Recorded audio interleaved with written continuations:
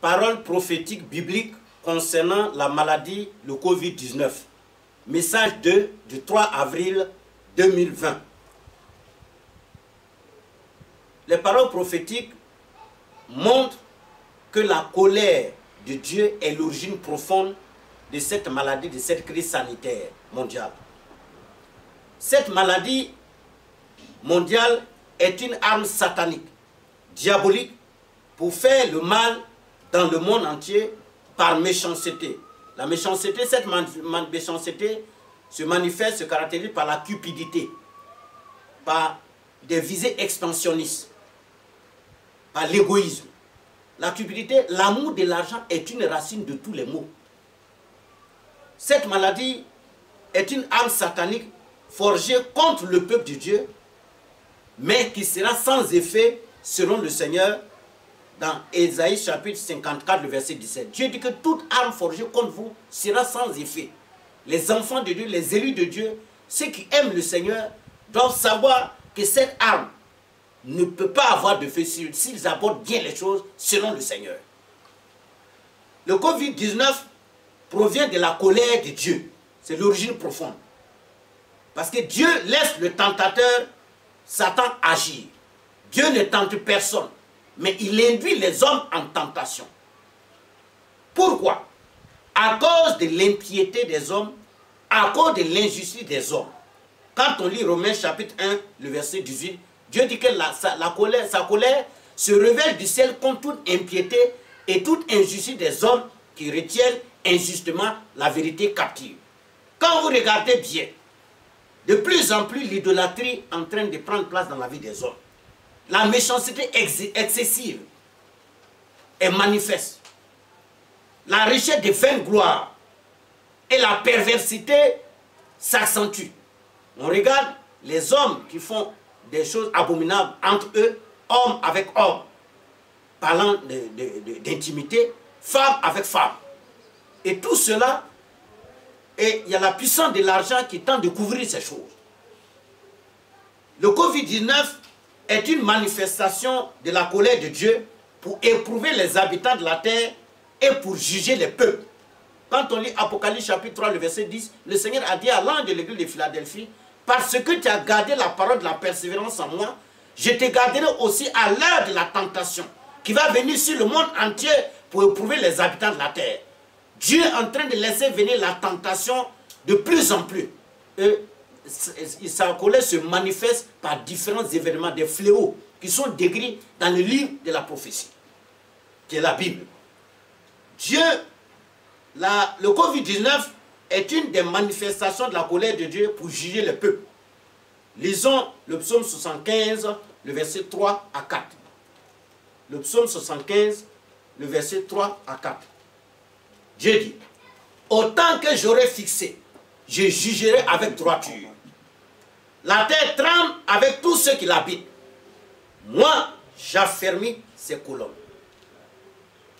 Le Seigneur, quand il juge, il abaisse certains et il élève l'autre. Le Seigneur, quand il juge, il fait trembler la terre, il fait trembler les nations, il fait trembler les peuples. Pour que tous sachent que c'est lui l'Éternel, le Créateur des cieux et de la terre, qui a l'œuvre, selon la parole de Dieu. Lisons Ésaïe chapitre 26, le verset 20 à 21, rapidement. Ésaïe chapitre 26, le verset 20 à 21. Je lis.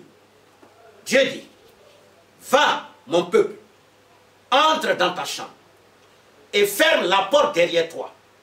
Cache-toi pour quelques instants, jusqu'à ce que la colère soit passée. Car voici, l'Éternel sort de sa demeure pour punir les crimes des habitants de la terre. Et la terre mettra le sang à nu. Elle ne couvrira plus les meurtres. Le Seigneur dit qu'il donne un conseil à son peuple d'aller se cacher. Mais les paroles de la prophétie, de la vraie prophétie, montrent qu'est-ce qu'il faut faire concrètement. Nous ne sommes pas à se voler. Mais ce qu'il convient de retenir, c'est que le Seigneur dit que lui, il sort de sa demeure pour punir les crimes des habitants de la terre. Le Seigneur laisse agir sa colère pour atteindre les méchants, pour atteindre les mauvais. mais il veut garder et épargner les justes et les bons. Retenez bien, le Seigneur laisse agir sa colère pour atteindre les méchants et les mauvais. Mais il veut épargner et garder les justes et les bons. Voyons maintenant le but divin de cette colère du Seigneur par le Covid-19. Voici ce qui est écrit dans la Sainte Bible. Ecclésiaste chapitre 3, le verset 14 à 15. Le roi Salomon dit: j'ai reconnu que tout ce que Dieu fait durera toujours, et qu'il n'y a rien à y ajouter et rien à en retrancher, et que Dieu agit ainsi afin qu'on le craigne. Ce qui est a déjà été, ce qui sera a déjà été, et Dieu ramène ce qui est passé. Il n'y a rien de nouveau sous le soleil. Si vous voyez quelque chose sur cette terre, sachez qu'il n'y a rien de nouveau sous le soleil. Cette crise sanitaire-là, il y a des crises sanitaires qui sont répétées. Le SRAS, la grippe aviaire, la grippe porcine, pour ne citer que celle-là. Mais quand vous regardez l'ampleur de cette pandémie actuelle, l'ampleur de cette Covid-19, elle est excessive. Et quand vous regardez également les crimes, les abominations des hommes sont de plus en plus accentuées. Car de la colère du Seigneur contre Pharaon et les Égyptiens. Dans le livre de l'Exode, la parole de Dieu nous montre que Dieu, à un certain moment, pour délivrer les Juifs de l'emprise, de l'esclavage de l'Égypte et de Pharaon, a manifesté sa colère parce que Pharaon et les Égyptiens ont refusé de laisser les Juifs partir pour servir le Seigneur selon sa volonté. Cela dans Exode chapitre 7, Exode chapitre 8, jusqu'à Exode chapitre 12. Mais il a manifesté sa colère, l'Éternel qui ne change pas, en faisant venir 10 plaies dans le pays d'Égypte. Pour châtier, pour punir, pour éprouver Pharaon et les Égyptiens. Pour briser la puissance de Pharaon et des Égyptiens. Cette pandémie, cette crise sanitaire mondiale actuelle vise à briser le pouvoir de ceux qui se disent être puissants. Vise à confondre tous ceux qui s'égarent, qui sont dans les abominations et qui se vendent, qui cherchent des vaines gloires, et qui sont méchants et qui sont mauvais. Le cas de la colère du Seigneur contre Pharaon et les Égyptiens nous instruit. Dieu dit: ce qui est a déjà été. Ce qui sera a déjà été, et Dieu ramène ce qui est passé. Faisons un lien entre cette pandémie-là et ce qui s'est passé dans le pays d'Égypte au temps de Pharaon. Dans Exode chapitre 7 jusqu'à Exode chapitre 12. Lisons le psaume 75 rapidement, le verset 3 à 4, le verset 8. Le psaume 75. Le psaume 75, le verset 3 à 4 et le verset 8. Dieu dit: autant que j'aurai fixé, je jugerai avec droiture. La terre tremble avec tous ceux qui l'habitent. Moi, j'affermis ses colonnes. Le verset 8. Mais Dieu est celui qui juge. Il abaisse l'un et il élève l'autre. Le verset 9. Maintenant, il y a dans la main de l'Éternel une coupe où fermente un vin plein de mélange et il en verse. Tous les méchants de la terre sucent, boivent jusqu'à la lie. Le verset 11. Dieu dit: et j'abattrai toutes les forces des méchants. Les forces des justes seront relevées. Le Seigneur veut abattre les forces des méchants. Il veut briser la puissance de ceux qui se disent être puissants. Il veut confondre les méchants, les pervers, ceux qui commettent les abominations. Le Seigneur a un objectif que nous allons voir dans ces prophéties, par la grâce du Seigneur. Il dit: le Seigneur donc a une coupe de colère dans sa main. Il veut faire boire cette coupe de colère. Il est en train de faire boire cette coupe de colère aux méchants. Le Seigneur laisse agir sa colère par cette pandémie pour punir les habitants de la terre, pour abattre les forces des méchants, pour mettre une différence entre les méchants et les justes, puisqu'il veut relever les forces des justes, mais il veut abattre les forces des méchants. Le Seigneur, en jugeant les habitants de la terre, donne des directives à ses élus, c'est racheter pour les sauver, pour relever les forces. Dieu dit que toute chose concourt au bien de ceux qui aiment Dieu. Et le Seigneur dit à ceux qui l'aiment, si vous m'aimez, gardez mes commandements. Le Seigneur dit, si vous m'aimez, gardez mes commandements. Ceux qui gardent les commandements de Dieu, il y aura une différence entre eux et ceux qui ne gardent pas les commandements de Dieu. Le Seigneur, en jugeant les habitants, donne des directives à ses élus, ses rachetés pour les sauver. Toutes choses concourent au bien de ceux qui aiment Dieu. Même cette crise sanitaire mondiale concourt au bien de ceux qui aiment Dieu.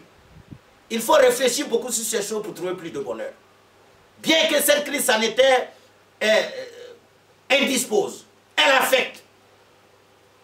Parce que ce sont des humains qui meurent, ce sont des choses qui se détruisent, c'est la vie qui est au ralenti. Mais le Seigneur dit, toutes choses concourent au bien de ceux qui aiment Dieu, de ceux qui sont appelés selon son dessein. Quelles sont les directives que le Seigneur donne? Lisons Ésaïe chapitre 26, rapidement, le verset 20 à 21. Le Seigneur dit, va mon peuple, entre dans ta chambre et ferme la porte derrière toi. Cache-toi pour quelques instants, jusqu'à ce que la colère soit passée. Car voici l'Éternel sort de sa demeure pour punir les crimes des habitants de la terre, et la terre mettra le sang en nu. Elle ne couvrira plus les mains. Dieu dit à son peuple, il ordonne à son peuple d'aller se cacher. Que faire pour se cacher? Comment s'y prendre pour se cacher? Les prophéties vont nous donner des directives précises. Autre conseil. Ésaïe chapitre 30, le verset 15. Que nous dit la parole de Dieu qui est établie dans les cieux? Je lis.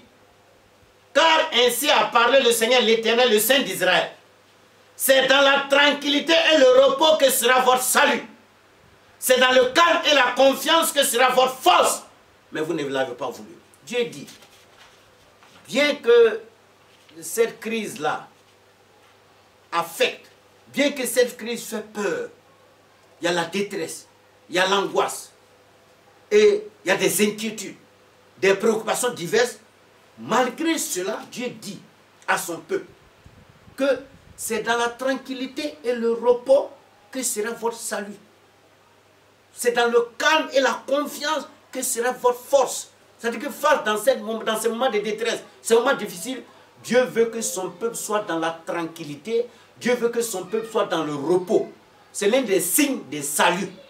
Quelqu'un qui veut être sauvé par le Seigneur, il va sentir par la parole de Dieu, il va sentir par le Saint-Esprit qu'il est tranquille. Il est tranquille. Et il est dans le repos. Et il va sentir qu'il est calme. Le calme sera manifeste. Une sérénité incroyable par le Saint-Esprit. Et la confiance, il va mettre sa confiance sera totalement en Dieu.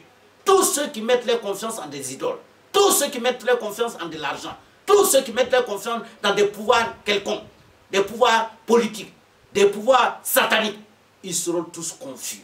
Parce que ces choses ne pourront pas les sauver. Que la grâce du Seigneur soit avec vous au nom de Jésus. Amen.